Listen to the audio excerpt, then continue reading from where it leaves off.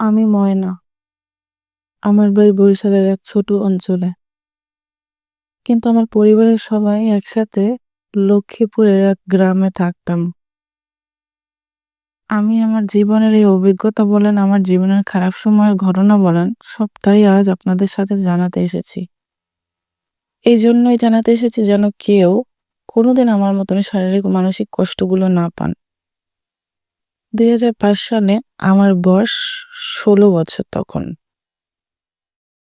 বাবা ফল বিক্রি করতেন। আমার বাবার নাম ছিল শরবত আলী। জীবিকার জন্য ফল বিক্রি করলেও আমরা অনেক বড় পরিবারের মানুষ ছিলাম।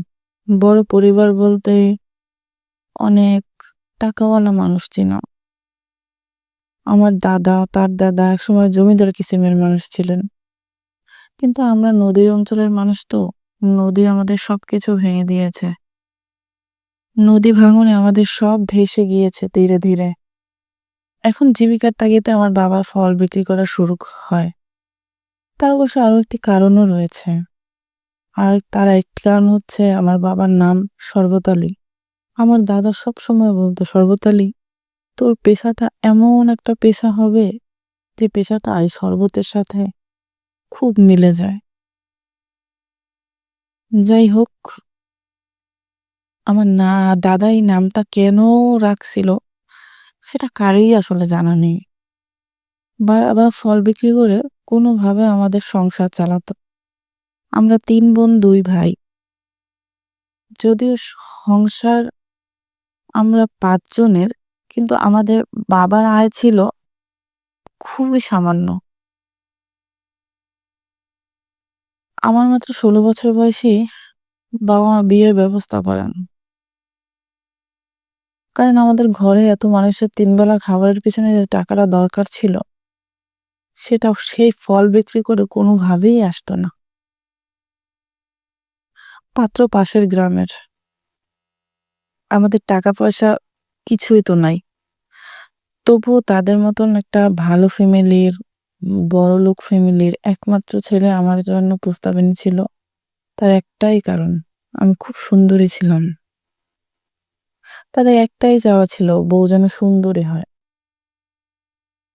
২-৩ দিনের মধ্যেই আমার বিয়ে হয়ে গেল। বিয়ের রাতেই দেখলাম আমার স্বামীর শরীরে একটা অদ্ভুত গন্ধ। না, এটা ঘামের গন্ধ ছিল না। এটা আতর বা সেন্টের গন্ধও ছিল না। কিন্তু এটা কেমন বা কিসের গন্ধ ছিল সেটা আমি জানতাম না।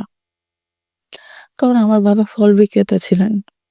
প্রতিদিন রাতে বাবা বাসায় আসার পরে বাবার কাছে গেলেই সারাদিন ফলের ঘ্রাণ পাইতাম। ফল ছাড়া আর কোনো ঘ্রাণ বাবার গা থেকে পাইতাম না। কারণ বাবা খুব সৎ মানুষ ছিল, এখনো আছে। বিয়ের রাতে বুঝলাম আমার স্বামী আমাকে খুব পছন্দ হয়েছে। আর সে সারা রাত আমাকে খুব আদর যত্ন করলো। আমার জীবনে সুখে কাটলো বিয়ের ৩ মাস। এরপর আমার বড় মেয়ে যখন আমার পেটে আসলো, সেই সাথে আমার স্বামী আমার কাছ থেকে দূরে সরে যেতে লাগলো। বিয়ের ১ বছরের মাথায় আমার বড় মেয়ে আমার কোলে এসেছে। তার বাবা, দাদা, দাদি খুব খুশি। কারণ বংশের ১ম সন্তান, ১ম মেয়ে সন্তান।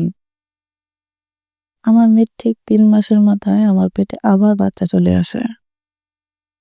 এবার আমার শাশুড়ি আর খুশি হয় না। এবার সে আমাকে অত্যাচারও করে না।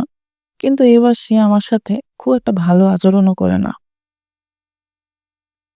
শাশুড়ি সারাদিন শুয়ে বসে খায়। আমার যে একটা ছোট বাচ্চা আছে, সাথে পেটে আরেকটা, সেটা হয়তো কেউ দেখেও দেখে না। আমি ১ম বাচ্চা জন্মদানের সেই কষ্ট বা সেই দুর্বলতা থেকে এখনো উঠতে পারিনি। অথচ আমি আবারও মা হতে চলেছি। আমার শাশুড়ি আমাকে সারাদিন কথা শোনায়। আহাম্মক, বেয়াক্কেল, বেপরোয়া, আমাদের ভাষায় এটা বলে বোকা মানুষকে। আমার স্বামী যে নেশা করতো সেটা আমি বুঝতে পেরেছিলাম। কিন্তু সে যে জুয়ায় আসক্ত, এটা আসলেই আমি বুঝতে পারিনি। কখনোই বুঝতে পারিনি। যেদিন থেকে আমি এই সত্য জানলাম, সেদিন থেকে তার প্রতি আমার একটু একটু করে ঘৃণা জন্মাতে লাগলো। ঘৃণা জন্মাবেই না কেন? এই যে আমি একটা ছোট বাচ্চার মা, সারাদিন এই অবস্থায় বাড়ির সব কাজ করি। সে কাজ করার সাথে, সাথে বাচ্চাদের দেখাশোনা করি। এটা কি তার দেখা উচিত ছিল না? সে সব দেখে কিন্তু দেখেও দেখে না, বুঝেও বোঝে না। কারণ সে বুঝতেই চায় না, দেখতেই চায় না। সে বাসায় আছে। আর ৫ টা মানুষের মতো নরমালি থাকে। এর মধ্যে সে প্রতিদিন রাতে কিছু একটা খেয়ে আসে। আমার সাথে সম্পর্ক করতে। বাচ্চা পেটে আসার পর থেকে আমার এই ব্যাপারটা খুব কষ্ট হতো। কিন্তু সব মেনে নিতাম। এরপর প্রায় প্রতিদিন একরকম চলছিল। একদিন রাতে সে আমার কাছে আসে না। আমি ভাবলাম হয়তো সে আমার অসুস্থতা এতদিনে বুঝতে পারছে। কিন্তু সেদিন আমি বুঝিনি আমার স্বামীর অত্যাধিক পরিমাণে ড্রাগ এডিক্টেড। আর যখন সে ড্রাগটা নেয় তখন তার কোনো না কোনো সঙ্গীকে দরকার হয়। কিন্তু আমার অসুস্থতার কারণে তার পরিতৃপ্তি আসে না। এরপর আমি যেদিন থেকে বুঝতে পারলাম সে অন্য কোনো নারীর কাছে যায়, সেদিন আমি তাকে জিজ্ঞেস করলাম কেন? কোন কারণে সে এমন করছে? আমি তো অসুস্থ, না হলে তো সবটা দিতাম। কিন্তু সে একটাই উত্তর দিত, সে কিছুতেই নিজেকে কন্ট্রোল করতে পারছে না। তা না হলে সে আমি ছাড়া অন্য কোনো মেয়ের দিকে বা অন্য কোনো মেয়ের কাছে কখনোই যেত না। আমি কিছুই বুঝতে পারি না। সংসারের সবকিছুর চাপ আর এই চাপে আমি একদম চুপচাপ হয়ে গেলাম। আমার সত্যিই বাড়তে ইচ্ছা করে না। বাবার বাড়ি যেয়ে যে থাকবো, সেখানেও তো থাকা খাওয়ার কষ্ট। তারা নিজেরাই তাদের খেতে অসুবিধা। আমি কিভাবে ওখানে যেয়ে থাকবো? নিজের মেয়ের দিকে চেয়ে বেঁচে আছি। আর মাত্র ২ মাস পর আমার ডেলিভারি হবে। এই অবস্থায় আমার সব কাজ করতে হয়। এমন কোনো কাজ নেই যেটা আমি করি না, শুধুমাত্র আমার স্বামীর সেবা ছাড়া। ভিতরে, ভিতরে প্রতিটা দিন, প্রতিটা মুহূর্ত আমি শেষ হয়ে যাই যখন ভাবি আমার স্বামী অন্য এক নারীর সাথে আছে এখন। স্বামীর মধ্যে বেশি একটা পরিবর্তন দেখলাম না। কিন্তু আমার স্বামীর ইদানিং টাকা পয়সার আনাগোনা খুব ভালো দেখলাম। একদিন ওর একটা কল আসে। তখন ২০১২ সাল। এই সময় তার একটা ফোন ছিল। ফোনটা মোটামুটি দামি ফোনই ছিল, ক্যামেরা ফোন। তার যে ফোনটা আসে তার সাথে একটা ছবি, আর সেই ছবিটা ছিল মেয়ের। এরকম একটা মেসেজ আসে। তখন ফেসবুকে ছবি পাঠানো যায় কিনা বা ফেসবুক আছে কিনা এটাও আমি জানতাম না। আমার মনেও নেই। কিন্তু যে ছবিটা আমি দেখলাম সে ছবিটা মেয়েটা প্রায় অর্ধনগ্ন। মেয়েটার ভঙ্গিমা দেখলেই বোঝা যায় মেয়েটা ভালো কোনো মেয়ে না। এর পরপরই আরেকটা মেয়ের ছবি, যে খুবই ভদ্র, বোরখা পরা, শুধু চেহারাটা দেখা যায়। বেশ সুন্দর ছিল মেয়েটা। ১ম মেয়েটার ছবির সাথে বাংলায় লেখা ছিল পছন্দ হয় আজ রাতে বেশ হবে। আর শেষের মেয়েটার ক্ষেত্রে লেখা ছিল সবকিছু রেডি, একদম তাজা। বাড়িতে বাবা ক্যান্সারের রোগী, তাই বাধ্য হয়ে বিদেশ যাওয়া। আমি এই কথাটির অর্থ সেদিন বুঝতে পারিনি, কিন্তু আজ সেটা বুঝতে পারি। কিসের ছবি, কেন ছবি, তাকেই কেন পাঠানো হচ্ছিল। এরপর আমার ডেলিভারি হয়ে গেল। এবারও মেয়ে হলো। সবাই বেশ অখুশি এবার। একটা মেয়ে, তারপর আবার একটা মেয়ে। কিন্তু মেয়ে নিয়ে কোনোদিনই আমার তেমন একটা কষ্ট পোহাতে হয়নি যে ছেলেই লাগবে, মেয়ে হলে হবেই না, এরকমটা কখনোই হয়নি। কিন্তু তারা আমার এই মেয়েটা হওয়ার পরে খুব অখুশি ছিলেন। ২ মাস পরে একদিন আমার স্বামী খুব পাগল হয়ে আমার কাছে আসলো। আমি অনেকদিন তাকে এভাবে না দেখে একটু অবাক হলাম। আমি লক্ষ্য করলাম ও একটু মাতাল অবস্থাতে আছে। আমাকে তখন বলছিল, "ময়না, এই ১ বছরে অন্তত কয়েকশো মেয়ের কাছ থেকে গেছি, কিন্তু তোমার মতন শান্তি কোথাও পাইনি। জানি না তোমার মধ্যে এমন কি আছে। কত অল্প বয়স্ক মেয়ের কাছে যাই, কিন্তু এই যে তুমি, তোমার মতন শান্তি কোথাও পাই না।" এই কথাটা শোনার সাথে, সাথে আমার প্রচন্ড কান্না আসলো। কিন্তু আশ্চর্য, আমি কাঁদতে পারছিলাম না। আমার কান্না শুকিয়ে গেছে। কিন্তু সেই মুহূর্তেই আমার প্রচন্ড বমি আসা শুরু হলো। মনে হলো গলায় কেমন যেন কিছু একটা খাবার আটকে আছে। একটা পর্যায়ে কিছুক্ষণ পরে আমি প্রচন্ড কান্না শুরু করলাম। আর কান্না আটকালো না। কিন্তু আমার স্বামীর আর কোনো হুঁশ ছিল না তখন। ও প্রায় বেহুশের মতন ঘুমাচ্ছিল। তখন আমি ওর ফোন ঘাটাঘাটি শুরু করলাম। ওর ফোন ঘেঁটে জানলাম ও বিদেশি কোনো একটা চক্রের সাথে জড়িয়ে গিয়েছে, যার কারণে আমাদের বাড়িতে টাকা পয়সার আমদানিটা খুব ভালো ইদানিং।